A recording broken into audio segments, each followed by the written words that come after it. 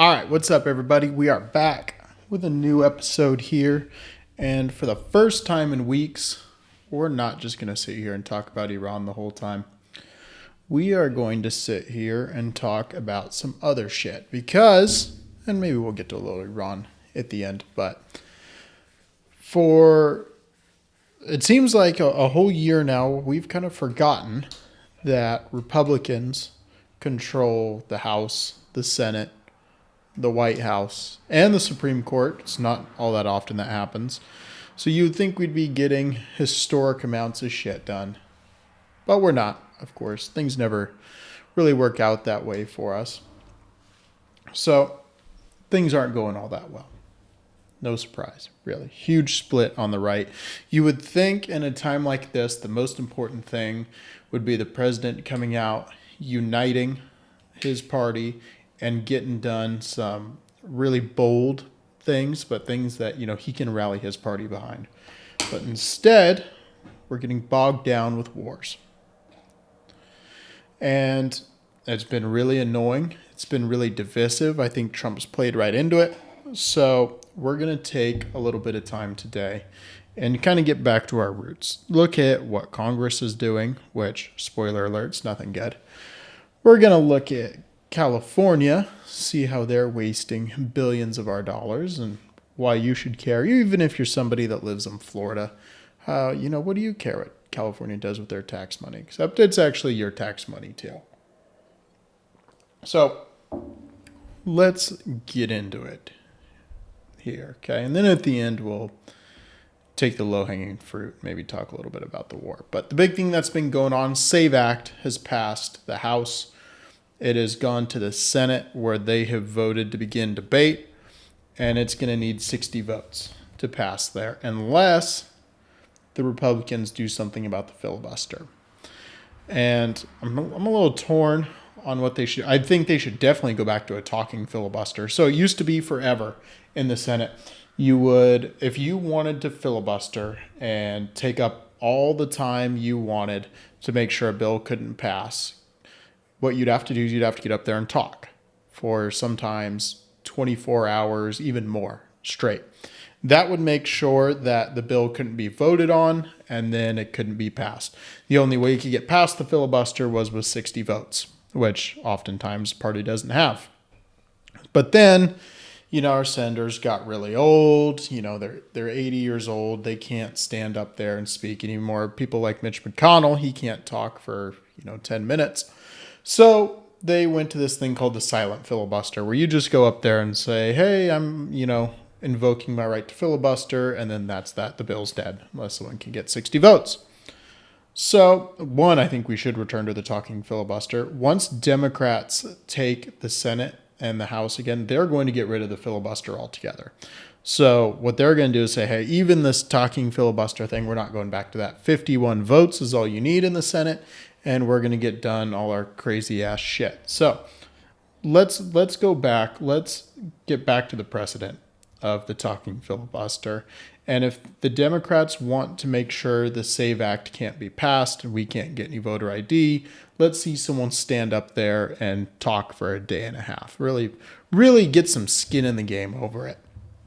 So for those of you that have lives and don't care or don't follow the Senate House bills as closely as some people do, like what I do, the SAVE Act is a voter ID law saying that if you are going to be voting in national elections, like for president, you have to show ID to vote. You've got to prove your citizenship to register. So this has got the support of about 80% of Americans. That's across parties, think that you should have to show ID to vote. Super popular. So, of course, the Senate's not going to be able to get it done. But, you need ID to do anything in life, just to function. You needed to buy alcohol, cold medicine. You needed to get on a plane. You needed to drive a car, rent a car. I think you need to buy spray paint. At least you do here in California. So why are Democrats against voter ID? And they have been for a really long time. Well, states that are completely controlled by Democrats, like my home state of California here, we've gone so far the other way from these common sense voter ID laws, where we actually have a law that makes it illegal for you to show an ID at a polling place. Localities, nobody in any election can require an ID for somebody to show up and vote, which is fucking nuts. Nobody supports this. I did a lot of research trying to find anybody that would stand up and defend the California law. I found one guy in the San Francisco Chronicle, of course, one of the worst papers in the entire history of this nation. And he was essentially saying that, voter ID, you don't really need it because there's not a lot of fraud. Of course, they don't look for the fraud, so we shouldn't be surprised they don't find any fraud. But even he wasn't making the case this law was good. He was just making the case that, we shouldn't have strict voter ID laws at the federal or state level, which is not what the California law is. It's saying not even localities can pass voter ID laws. So nobody's willing to defend how extreme all of these laws are. The Democrats' position here is completely indefensible. But they get so bent out of shape over it, and they have to come up with these, slogans for everybody. And right now, this one's Jim Crow 2.0. So if you want to have people show IDs to vote, you are essentially a Democrat, somebody who supported Jim Crow, because, of course, if you know anything about history, it was the Democrats that instituted Jim Crow in the South, and it was Republicans that fought against it. So yet again, Democrats are here lying. And they have no way to back up, these Jim Crow 2.0 allegations. It's just the old, kind of racist tropes that black people can't figure out how to get IDs or something stupid. You find any conservative man on the street type guy, he'll go out there and he'll talk to different African Americans and say, hey, you know what? Can you get an ID? And every one of them to a person says yes, because anybody can get an ID that wants one in the United States. And honestly, if you can't figure out how to get an ID, I'm glad you're not voting, because if you can't figure that one out, sorry, you shouldn't be choosing our leaders. One of the biggest flaws in democracy, actually. So why are, Democrats getting so bent out of shape over this? And it's because they know there's rampant fraud and they benefit from it. The same people that defraud, you look at Minnesota, all the government rackets that were going on there in transportation and daycare, in LA, it's hospice. These people are voting for Democrats because they want more money flowing into government programs so they can commit more fraud. The people, again, committing the fraud are voting for Democrats. They are Democrats because only Democrats are going to make it easier for these fraudsters to steal more money. Because Republicans want to cut budgets, they want to cut social programs, and you can't steal from a subsidized hospice program if the subsidized program doesn't exist at all. So let's not forget who really benefits from all this fraud. And then, of course, those people, they want Democrats to win, so they end up voting for Democrats, donating to Democratic candidates, and then the whole vicious cycle starts all over again until you and me end up paying half our paychecks to the government and get nothing out of it, which is exactly where we are right now. So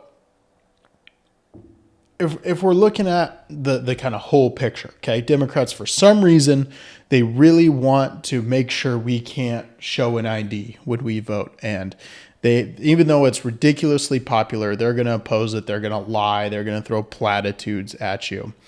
And so the big question is, okay, we know that they're benefiting from it financially. Their campaigns are benefiting from it. Their voters are benefiting from it, and they're in on the cut. But there's got to be more to it. It's tough to stake your ground on a losing 80-20 issue just because you like to back up fraudsters and you're getting some money on the back end. But what's really going on here, it makes more sense when you look at it with immigration. Joe Biden and his administration allowed 10 million illegal immigrants into the country minimum. It might be even more than that. And total, there's a lot more than that in the country. And we know that they tend to skew left. they tend to vote more for Democrats. So if you have millions, okay, probably tens of millions of people in the country who shouldn't be able to vote, who will not be able to vote if voter ID is a requirement, and you know they skew towards you, what are you going to do to rack up more votes? Well, you're going to make it easier to vote illegally. You're going to make it easier for those people that you just brought into the country to vote for you. And why would those people vote for you? Well, because the people coming in, those millions of people, they're poor people. They're people that are going to rely on the welfare state. So if they can come in and vote for more Democrats, they're going to get more money. And then more Democrats can get elected. Again, these people are donating to Democrats, and then even more people come in, and the cycle of fraud just continues and continues and continues. But a lot of this hinges on people being able to vote without IDs, and then us not being able to go back and track the fraud. And if you need some, people say, well, there's no widespread, evidence of fraud. Nobody's looked. Okay, nobody has been able to go into California's voter rolls and really see who's voting versus who's registered, because they just say, oh, we verify signatures. And no, they don't. Next time you vote in California, do your signature different and see if they reach out to you, see if you get a knock on your door from California, any of California's law enforcement. Newsflash, you're not going to, because they don't actually verify the signatures. So what it does is it leaves our voting system, our democracy kind of up in the air for people like me to rightly point out, say, hey, we're vulnerable. Our democracy is vulnerable. There are millions of people here who should not be able to vote, who can vote because IDs are not allowed. And we're just supposed to sit here and trust they're not because, we don't know that it's widespread or something, even though because we close our eyes and don't look, we're supposed to think it's just not widespread. But then you look at the 2020 election and you see Joe Biden got 81 million votes, more votes than any candidate has ever got for a presidential election by far. That includes the next election, the 2024 election. Even then, Donald Trump winning in a landslide only got 71 million. So Joe Biden still holds the record by 10 million votes, a dead guy. Joe Biden was brain dead when he was running for president in a pandemic, and he still got 81 million votes. And we're just supposed to sit here and go, yeah, that's totally legitimate. One of the worst presidents of our lifetimes gets more votes than anybody else, and we're just supposed to believe it's legitimate. Okay, fine. Then you look at the fraud that was going on with the recount in Georgia, where they had some 3,000 ballots that were improperly counted. And we're just supposed to sit here and go, yeah, the fraud's not widespread. Okay, fine. If the rest of you want to close your eyes and say, oh, there's no fraud, there's no this. Well, the first thing we should do is look. And the second thing we should do is secure our elections, because people need to have faith that our democracy is secure, that millions of people aren't coming into this country illegally and voting. And then you also then combine that with some of the laws, places like California have ballot harvesting. You can show up to a polling place in California with 100 mail-in ballots, turn them all in, perfectly legal. Okay, as long as they have the signature relating to the person's name that it was originally mailed to, even if you went through their mailbox, stole it, voted for whoever you wanted to, you could go turn it in. No big deal. We have no way there's no proof that the state could catch that going on. And that's a vulnerability in our system. And we're just supposed to, trust these millions of people who have disregarded our laws once are just all of a sudden going to be law-abiding citizens. No. I refuse to believe that. I refuse to trust states like California, and there's no reason we should. If you are living in a red state like Missouri, it's not enough for you to say, okay, well, my state, has voter ID, so it's fine. California gets a lot more electoral votes than you do. And they have a completely vulnerable system, and it selects your president. So it's in everybody's interest to secure our federal elections. That's why we need the SAVE Act. I don't like when the feds impose a lot of policies on the states. My baseline position is I'm against that. But again, there is real consequences and real harm done to people of the states who don't cheat, who do have secure elections and voter ID, when states, bigger states, especially blue states, don't have those same election security measures. So that's why the SAVE Act needs to be passed. That's why the left doesn't want it to be passed. That's why they're going to sit there and lie and throw slogans at you, because if they can import millions of poor people, like California has done, build a welfare state, make those people dependent on it, secure voters for life. Okay, and remember, they were, as people, illegal immigrants were moving across the border, they were moving them to blue states and swing states so that they could boost their congressional representation. And then those same states made it easier for those people to vote illegally. So the motive's clear. And then actually at the end of that whole cycle, they're going to push for amnesty. Then they have millions of new legitimate voters, rinse and repeat till we have a one-party socialist state, just like California. So the motive's clear. The whole plot is clear. We shouldn't sit here and say, yeah, it's just this enigma of why Democrats oppose these common sense voter ID laws that are so popular. We have no idea why Joe Biden would bring in millions of people across the border and then claim it was Congress's fault and that, nobody could fix it without congressional acts, blah, blah, blah. That was all bullshit. It was lies. The Democrats completely run away from Joe Biden's record. They want to act like they didn't stand there and tell you he was sharp as a tack and a great president, and we're just glad we don't have Trump anymore, yada, yada, yada, yada. So we can't let them get away with this anymore. Oh, we don't know, we were just stupid, we were incompetent. You can only play the incompetent leftist so long before we notice that this is a plot. It has clear motives, it has clear objectives, and it makes logical sense. If you are some kind of Machiavellian socialist, you can see how this could be an effective strategy. And it has been an effective strategy. Let's take a look at something... This senator, let's look at some propaganda here. One of my favorite senators. Let's pull up. All right, here we go. No to a bill that so fundamentally and far-reachingly would undermine, in fact, destroy our democracy. It may sound like an exaggeration, but it is the truth. So there you go, Senator Blumenthal. It's a betrayal to our democracy to have voter ID. Let's find, I know there's been some more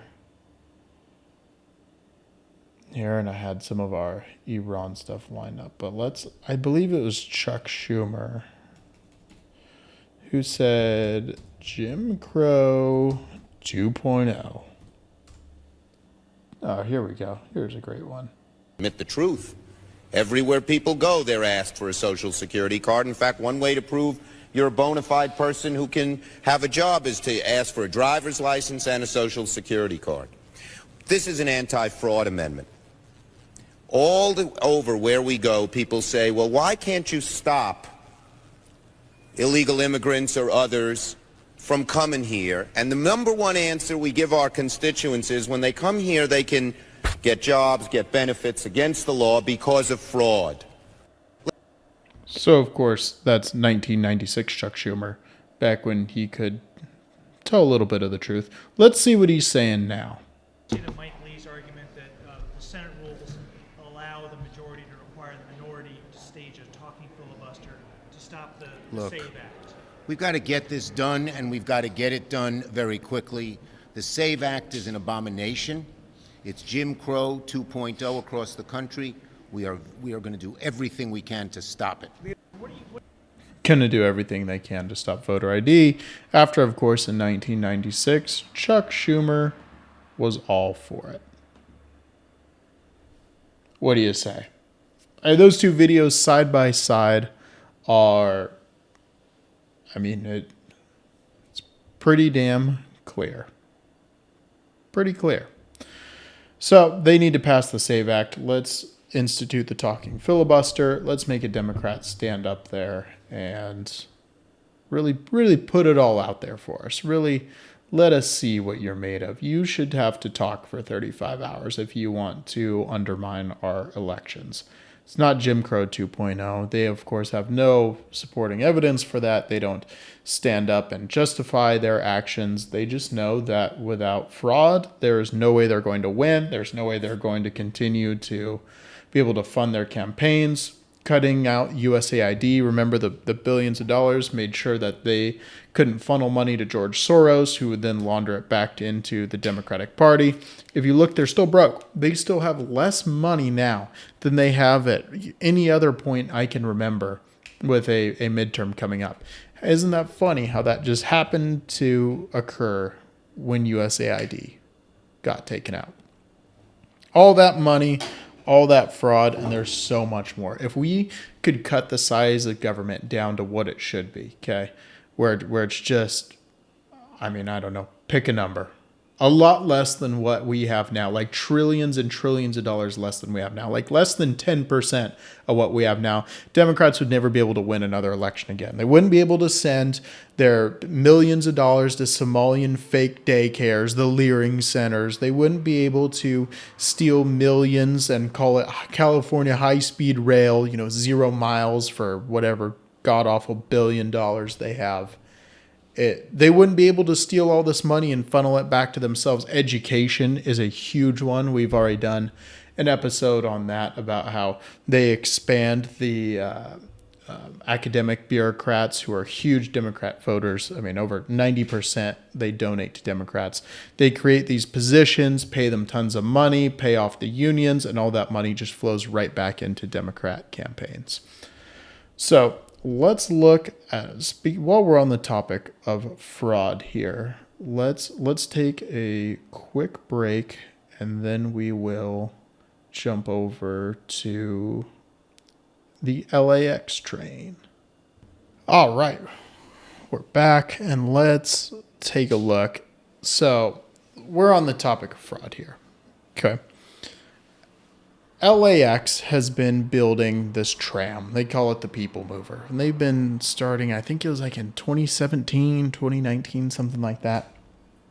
And it was supposed to cost way too much to begin with. And it was originally supposed to open in 2023. But delays pushed the expected opening to 2026.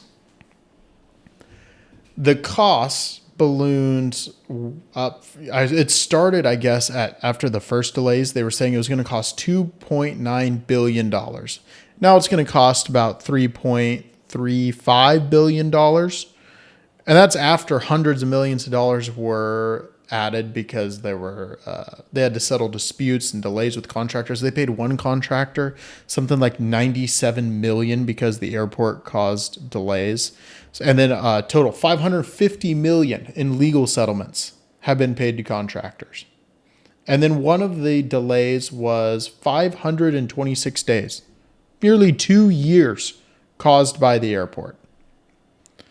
So this is all a part of a $30 billion airport modernization program. And as always, normal people are funding all this waste. $30 billion is what it costs to modernize an airport in 2026. $30 billion. Most countries could build 15 airports for $30 billion, but it costs us $30 billion just to renovate one, especially in Southern California, because they're completely incompetent. So the city of LA has been claiming that only airport-generated funds were used. But what are these funds? Airline fees, which are baked into the cost of airline tickets. Okay, so the airlines have to pay the airport a certain fee per year to use all the terminals. So the airlines then pass those fees on to you, the consumer. So, and then, of course, there's passenger charges, there's bonds, there's all sorts of other ways. But that was only for the initial $2-point-something billion. Everything in excess, LA taxpayers have had to fund directly. Officials are even going to be raising rideshare fees to push travelers to use the train once it opens. So what happens is when you go to call an Uber to come in to pick you up at LAX, just to get into the airport, they have to pay a fee. And so the price of your Uber goes up. So what they're going to do is then raise this fee even higher, one, to raise more money to help pay for the rest of this modernization. But then by raising those fees, they can then encourage people to take the train instead. So it's self-justifying. You see that? Not enough people would have wanted to take this train by itself. So they have to tax the crap out of everything else to encourage you to get on the train so they don't look like a bunch of idiots, which they already do, spending $3 billion on a train that doesn't even exist, or that doesn't even, that people don't even want to ride on. And here's the kicker of it all, which I haven't even mentioned yet. You would think this train goes up and it would take you from LAX and it could take you anywhere in the city you want to go. High speed, no problem. You could get anywhere in LA in 15 minutes. No. This train only goes 2 miles around LAX. That's it. Just takes you through the airport. 2 miles. $3.3 billion for 2 miles of train. It's criminal. They've had the airport authorities had 3 CEOs be in charge of this project. Each one, blaming the other. Every one of these guys should be in prison. This is theft of taxpayer money. If you have to pay out, what is it again, $550 million in legal settlements because you're delaying a project to these contractors, that $550 million, the leadership team of the CEO or of the airport commission, they should have to work with pickaxes to pay that $550 million back to the people of LA and all of you whose airline tickets have been raised because of this. Because again, they're not just going to raise, Southwest Airlines isn't going to say, okay, LAX is charging us, an extra $500 million this next year. Let's just raise tickets for people going in and out of LAX. No, they're going to raise tickets across the board to make sure that the costs are spread out. So if you live in, let's say you live in Denver, you are paying for this in essence. And then of course the federal government subsidizes the city of LA, which we all pay into the federal government. And since money's fungible, which we've talked about on here many times, you are essentially funding this project no matter where you live. Even if you never get on a plane, you are still funding this project. It's absolutely criminal. Everybody in the leadership that's been involved with this, straight to prison, hard labor, until they can pay all this money back. Absolutely nuts. This guy made this great little video that I actually want to play right now for you guys.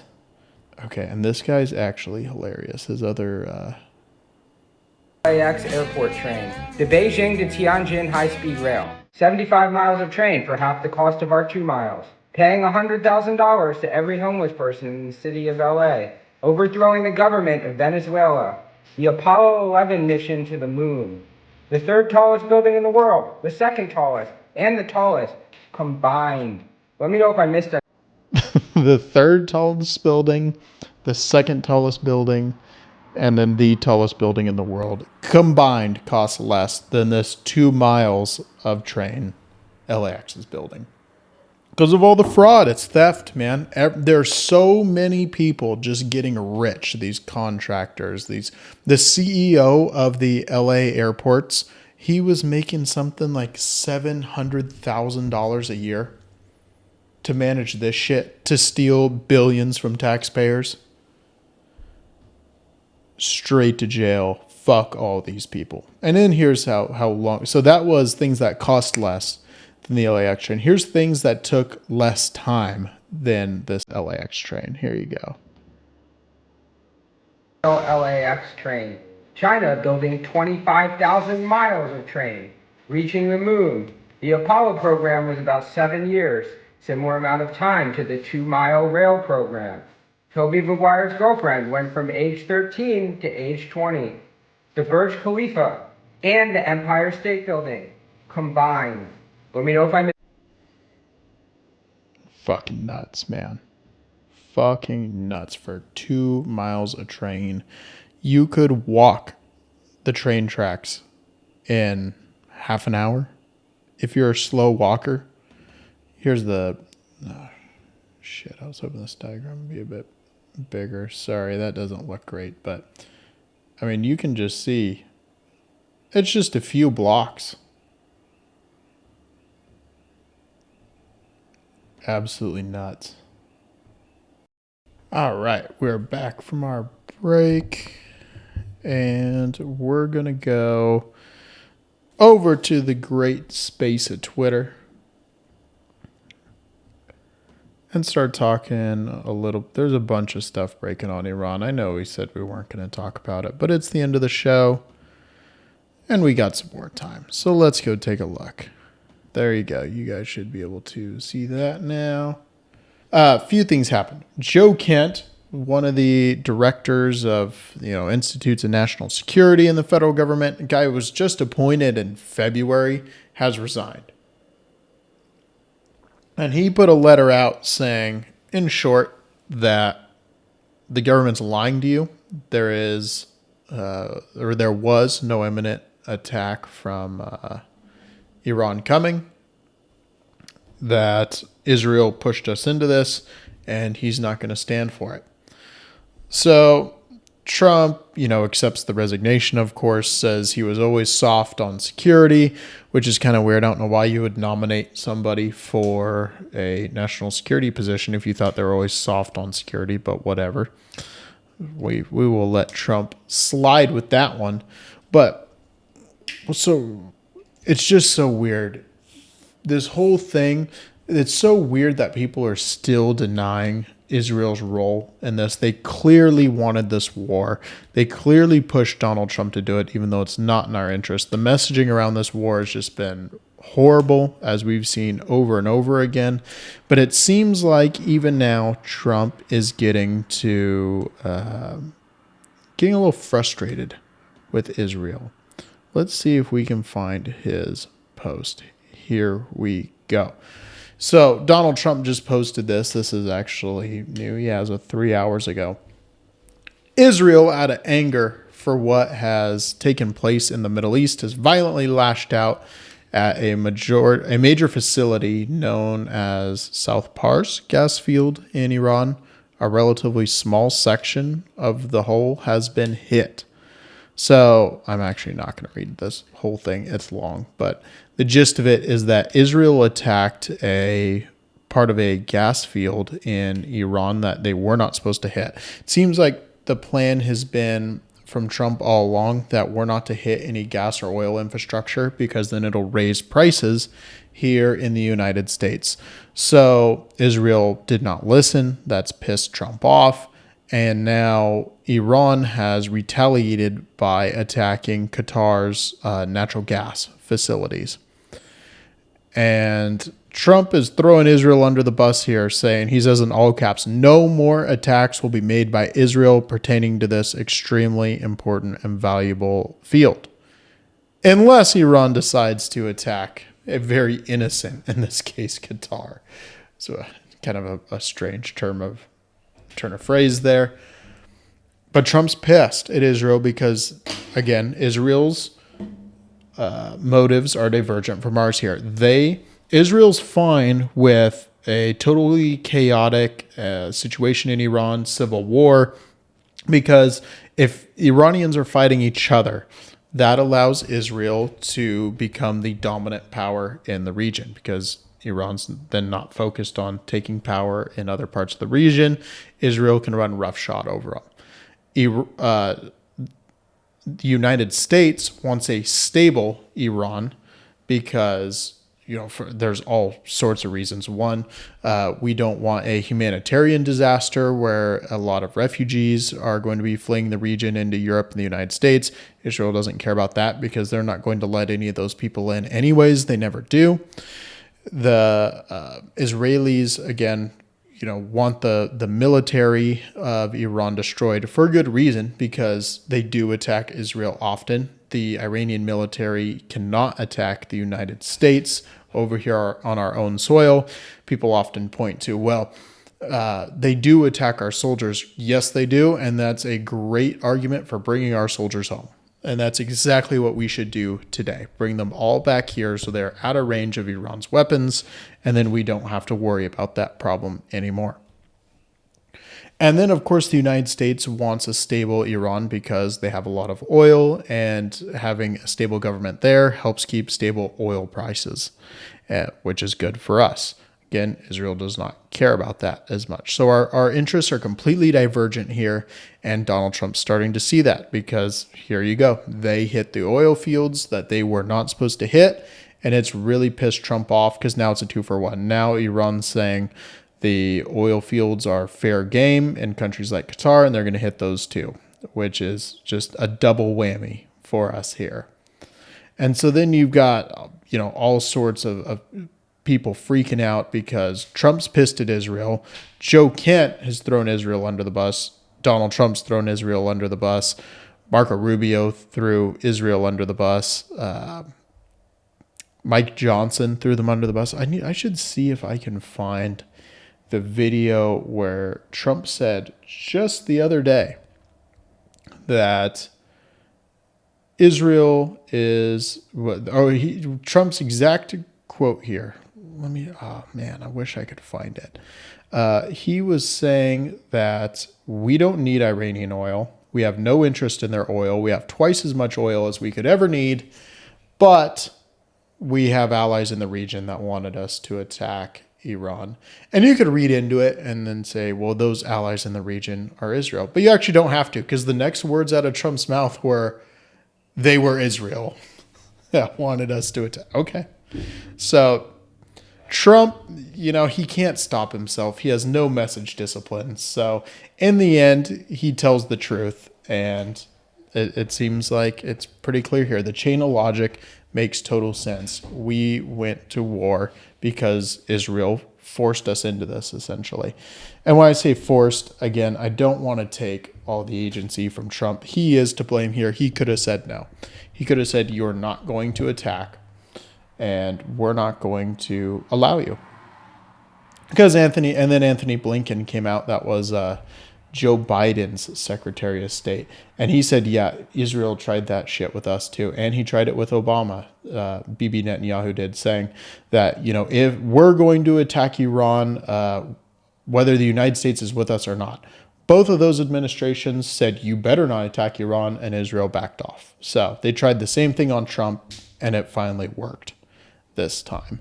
Let's see if we can. I'm going to switch us back. I'm going to see if I can find this video for a minute. Because this one's it's worth listening to. How all these guys, they can't stay on message. We've played the Marco Rubio clip several times. I don't want to play that one again. We could talk a little bit about Laura Loomer and how insane she is. She is just a bitch, man. Going after Tucker Carlson's kid who works in the White House, saying that Trump should fire him. Fuck you, Laura Loomer. We've talked enough shit to her. Let's see if we can find. Okay, we've got Anthony Blinken. I'm just going to play this into the mic. Sorry, we're just going to have the audio. But here's Anthony Blinken saying how they tried this with Trump before. A long story Or when it comes to Iran. Biden. And back during the Obama administration, the Israelis were pushing President Obama to take military action against Iran, and were warning that they would do it themselves if he didn't. And he wouldn't, because he thought the better way to get at the nuclear program, which is what we were focused on, was through very muscular diplomacy backed up by very, very strong sanctions that we rallied the world to put in place. And then we got the Iran nuclear agreement. So there you go. Israel tried the same tactics with the Obama administration. And I don't have a lot of praise for Obama, but at least he stood up to him there. Hate to give Obama credit. The damn commie. Here you go. Here's the video from Trump. Okay, I see. where it was posted. Let me try and get the video for you guys. Okay, here you go. Zero. We don't need, we don't need oil. We have all the oil we need for ourselves. It's one of the great assets that we have. We have more than double what anybody else in terms of oil production. We're at more than double any other country. So we don't need it, but we did it. It's almost, you could say we did it out of habit, which is not a good thing to do. But we did it because we have some good allies there. We have some great Middle Eastern countries there, Israel there. So we did it for a lot of reasons. But zero. We don't need, We don't need the oil. You could say we invaded Iran out of habit. You know what? Why else would we invade Iran? Is that a habit? And we have some great Middle Eastern allies. Israel. It's just Israel. We invaded because of Israel. That is essentially what Trump says right there. Absolutely insane. I got another audio for you guys here. This is him on Air Force One afterwards. Sorry, again, just the audio for this one. we don't need, Because it is their territory. It's a place from which they get their energy. And they should come and they should help us protect it. You could make the case that maybe we shouldn't even be there at all because we don't need it. We have a lot of oil. We're the number one producer anywhere in the world. So sorry, he's on Air Force One there, so it's really loud. But he says, you could make the case we shouldn't even be in Iran at all because we have a lot of oil. Yeah, no fucking shit, dude. You could probably make that case pretty well that we shouldn't be in Iran at all. Maybe you should make the case that we shouldn't be in Iran at all because then there'd be a lot less Americans dead. Our oil prices would be lower. We'd be just as safe. So yeah, some would say you could make that case pretty well. Absolutely insane. But let's transition back over and let's try and find Joe Kent's letter. Because Tucker Carlson is having him on tonight. Actually, I think that's already happened. Tucker's over in Maine, so he's on the East Coast, a little bit ahead of us. Okay, yeah, let's actually watch this one.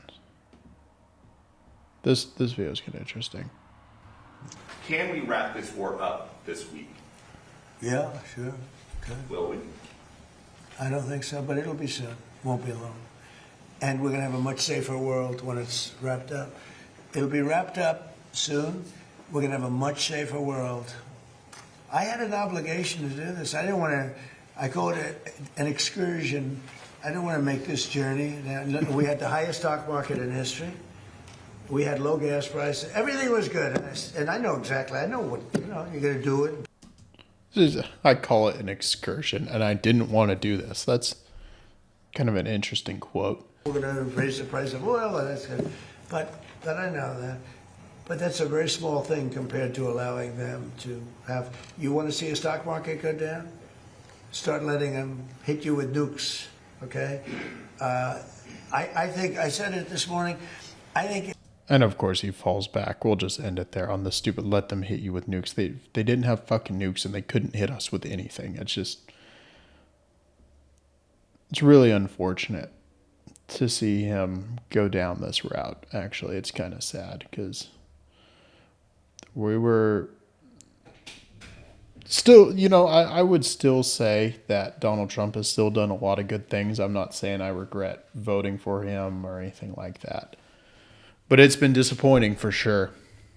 So here you go. Here is Joe Kent, his letter. And there's just a couple sentences I want to pick out here. Director of National Intelligence, not a small title. He says, President Trump, after much reflection, I have decided to resign from my position as Director of National Counterterrorism Center effective today. I cannot in good conscience support the ongoing war in Iran Iran posed no imminent threat to our nation, and it is clear we started this war due to pressure from Israel and its powerful American lobby. It's a big statement to come from the Director of National Counterterrorism.